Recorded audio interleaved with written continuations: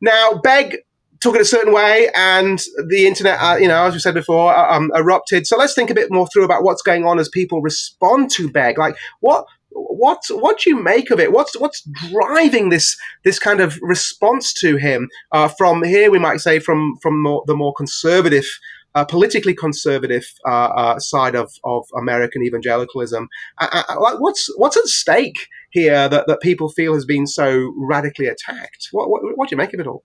Well, if I read the responses, everything. And that's perhaps the issue for me, right?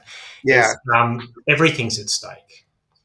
So that it cannot be simply seen as Alistair Begg making a pastoral error in light of his theological conviction, which generally is pretty robust. It has to be seen as a betrayal of the direction that we're going as a culture.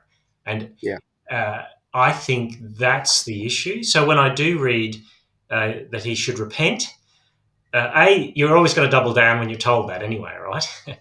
But sure, mostly, yeah. He picked up the fact that it's different between the UK and the US. And so he's been able to be in America for 40 years, 30 years. Wow, yeah. And be completely seamless, right? But the groups that cancelled him or don't want him coming, I'll just go with the Groucho Marx line. I don't want to, join any club that would have me as a member. Perhaps. But because I think it feels like everything's at stake in that context, that's what's being said. So I don't agree with Alistair in that sense, but I think he's a good man, and I think his pastoral advice maybe wouldn't be the wisest I would use, and I think for the reasons you've said. What are the chances of a person marrying a trans person in a ceremony that feels more civil, where they open the prayer book and ask you to affirm together? It's low, not impossible, low, right? So it does feel like mirage. So it doesn't feel like you're actually... So you can see why Grandma might go. But when everything is at stake, and when this is the touch point and the sore point culturally, it feels like a complete betrayal, which is what happens when you're never as angry with your opposition as you are with the person who betrays you from within. Just ask a political party. And that's that's been in the news, hasn't it, here in Australia? That's what I think's going on there at some level. Plus, I don't agree with Doug Wilson that what Alistair thinks he's doing is different to what Alistair's actually doing. Alistair's giving into fear, and I'm going, I'm not so sure. But I think you can't judge his motive because he said one thing, but I think it's because everything's at stake. But I do think, and I will say this, public affirmations of things do chip away. There's no doubt about that. But in one sense, if you're a dual citizen, everything's not at stake. That's what I'm going to say. And that's perhaps hard. And so you'll make your mistakes along the way, and you'll get it wrong. Sometimes you'll get it right.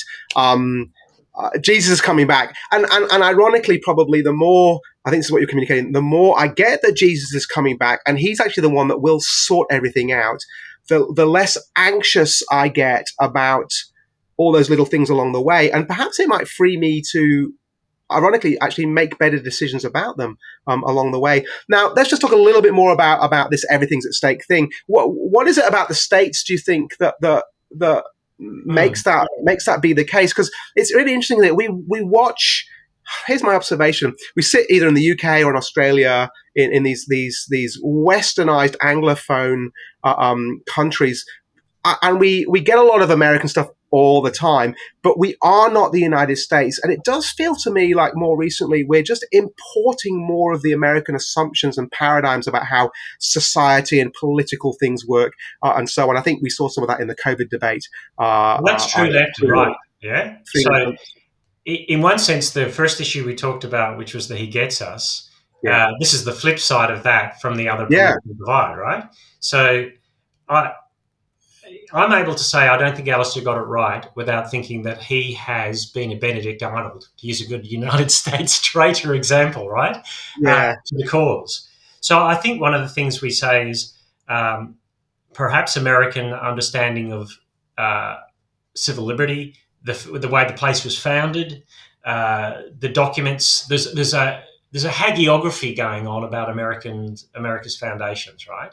Which Yeah.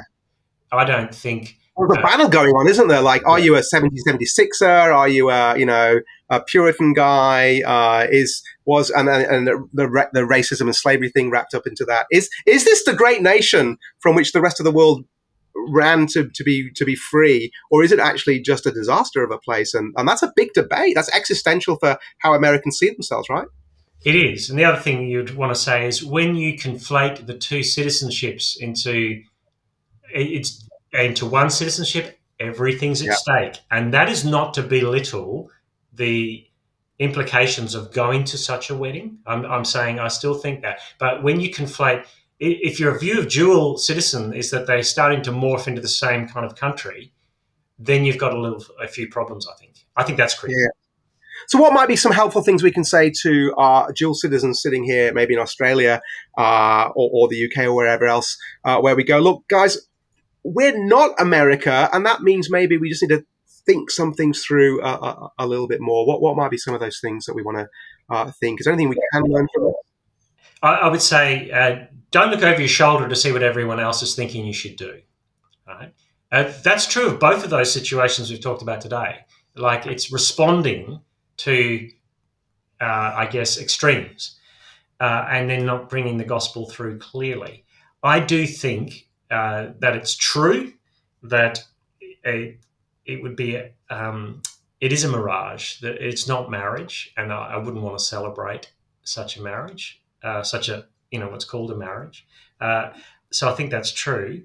But how that's played out in different places is just the assumption in the UK among evangelicals is we've never held the country. It's never been the Christian country that everyone talks about. We've had enough conflict about everything. We had to leave to go to America if you were a Puritan, if you were a dissenter. And so America's based on dissent, right? Yeah, fair enough. Yeah, At that level. But you have to manage it well and say, get good advice, but do it quietly and not online necessarily. So one thing I'd also say is, and Mere Orthodoxy wrote this to say, why is everyone jumping online to give Alistair advice? Surely in any church setting, there's a process that you go through, whether you're a Presbyterian or an Anglican, where decisions are made by people within the denomination about the decisions that you've made or the things that you've said. But it feels like America goes, if you've got a camera and you've got a microphone, you've got an opinion on it, and it's just as valid as everyone else's. So yeah. I look around the statements that are made, and I don't see denominational leaders being put forward to say it. I see personalities. It's very personality driven.